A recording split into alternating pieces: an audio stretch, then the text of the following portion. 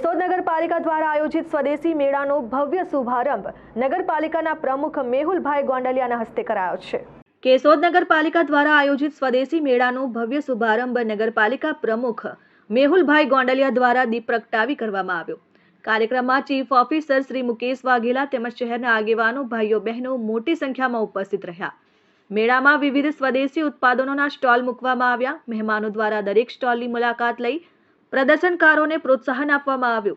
આ પ્રસંગે દેશના પ્રધાનમંત્રી નરેન્દ્ર મોદી દ્વારા આપવામાં આવેલ વોકલ ફોર વોકલના મંત્રને સાર્થક થતો અનુભવાયો હતો।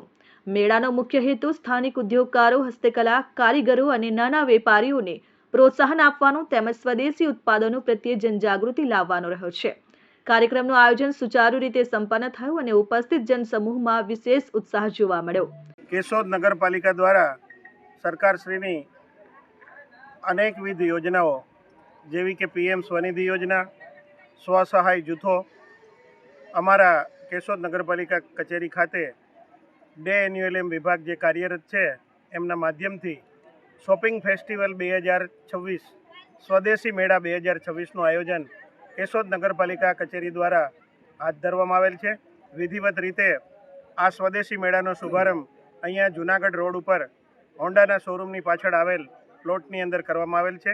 આ સ્વદેશી મેળો આજથી લઈ અને આગામી 6 માર્ચ એટલે કે 6/3/2026 સુધી કાર્યરત રહેશે।